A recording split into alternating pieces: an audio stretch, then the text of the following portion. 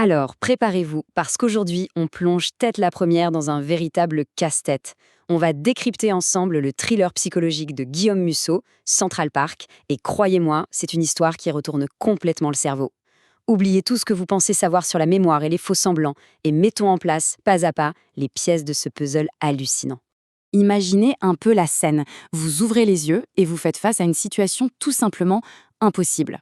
C'est l'accroche parfaite, non? Notre protagoniste se réveille sans le moindre souvenir de sa soirée, dans un cauchemar absolu. Cette confusion totale, ce vertige, c'est exactement ce qui nous happe dès les premières secondes. On est littéralement projeté dans l'esprit d'une personne qui ne peut même plus faire confiance à sa propre réalité. Ce qui nous amène à notre première étape, un réveil impossible à New York. Regardons les faits tels qu'Alice les découvre, parce que c'est là que ça devient dingue. Elle est capitaine à la brigade criminelle de Paris. La veille au soir, elle faisait la fête sur les Champs-Élysées. Tout va bien. Et paf, elle se réveille à 8 heures du matin, en plein cœur du Rambla à Central Park, menottée à un homme qu'elle ne connaît absolument pas. Dans sa veste, un Glock 22. Ce n'est pas son arme de service et il manque une balle.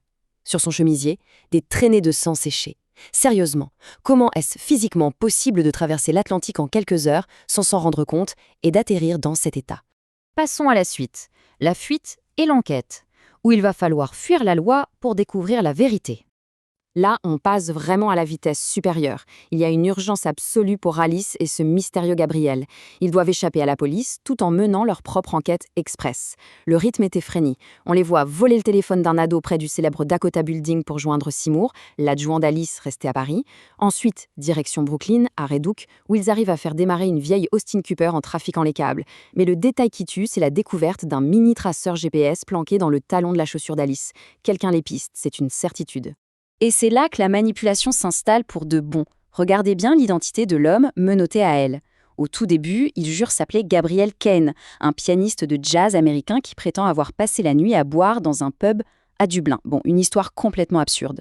Mais sous la pression, bim, changement de discours. Il avoue être en fait un agent spécial du FBI basé à Boston. Vous voyez comment le langage devient une arme pour brouiller les pistes? Cette couche de mensonges fait grimper le suspense en flèche. La vraie question, c'est qui manipule qui ici? C'est qui nous fait entrer dans notre troisième partie, l'ombre du tueur, la traque d'un fantôme. Cette chronologie, c'est vraiment la clé de voûte pour comprendre la psychologie d'Alice. On parle ici des crimes d'Eric Vaughan, un tueur en série sadique qui terrorisait Paris. Les détails sont macabres, comme le fait qu'il utilisait les sous-vêtements de ses précédentes victimes pour étrangler les suivantes. Ça glace le sang. Mais c'est la date de novembre 2011 qui explique tout le reste. Alice a été poignardée par ce fameux tueur.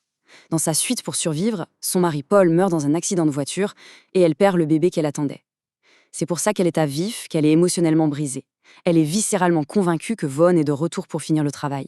Mais voilà, on arrive aux failles de la réalité, ce moment troublant où les pièces du puzzle refusent de s'emboîter. Parce que honnêtement, si on s'arrête 2 secondes sur les faits, il y a des choses qui clochent sérieusement. Le mécanisme de déni d'Alice est juste monumental. Sa montre Patek Philippe affiche le 15 octobre. Le journal du jour confirme, on est le 15. Pourtant, dans sa tête, elle est persuadée qu'on est le 8. Et ce n'est pas tout. Les analyses révèlent que le sang sur son chemisier n'est pas celui de Vaughn, mais celui d'un certain Caleb, qui s'avère être un simple veilleur de nuit. Sans oublier ce fameux vol éclair Paris-New York qui défie absolument toutes les lois de la physique. Sa perception globale de la ligne du temps est fondamentalement fausse. Et là, ça soulève une question gigantesque. Est-ce qu'on a affaire à un génie du crime qui a organisé un enlèvement totalement machiavélique? Ou bien est-ce que la réalité qu'on suit depuis le début est filtrée par un esprit malade, un cerveau qui lutte désespérément pour sa propre survie? C'est le moment du choc de la vérité, la révélation psychologique finale. Accrochez-vous, car la révélation est terrible. On n'est pas dans la science-fiction, on est face à une réalité clinique dévastatrice. Alice souffre d'amnésie entérograde. Suite au traumatisme insoutenable de la mort de son mari et de son bébé, son cerveau a tout bonnement disjoncté. Concrètement, tous les matins, elle subit un reset. Elle efface les années qui viennent de s'écouler et se réveille systématiquement en croyant être le lendemain d'une nuit de 2013. Son esprit refuse d'enregistrer le fait qu'elle s'enfonce dans la dépression et qu'elle vit emprisonnée dans le passé. Du coup, le rôle de Gabriel prend tout son sens. Oubliez le flic, oubliez le pianiste. L'homme aux multiples visages, c'est en réalité son psychiatre. La forêt, les menottes, le faux sang du veilleur de nuit, la mallette, absolument rien de tout cela n'était l'œuvre d'un tueur en série. C'était une machination médicale radicale. Une mise en scène titanesque, pensée sur mesure pour créer un électrochoc dans le système nerveux d'Alice, pour briser enfin cette boucle temporelle infernale et la forcer à créer de nouveaux souvenirs. Tout ça dans le but ultime de lui sauver la vie. Mais ce qui rend cette histoire si puissante, c'est l'immense vulnérabilité qui se cache derrière la froideur d'un tel traitement.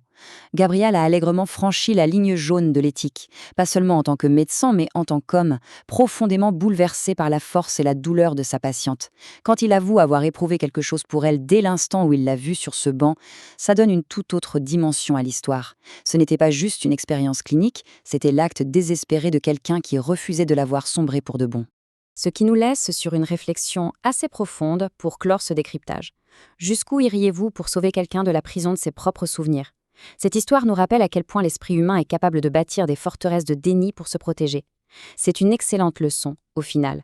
Il faut toujours garder un regard critique sur l'histoire que notre propre mémoire essaye de nous raconter. À méditer.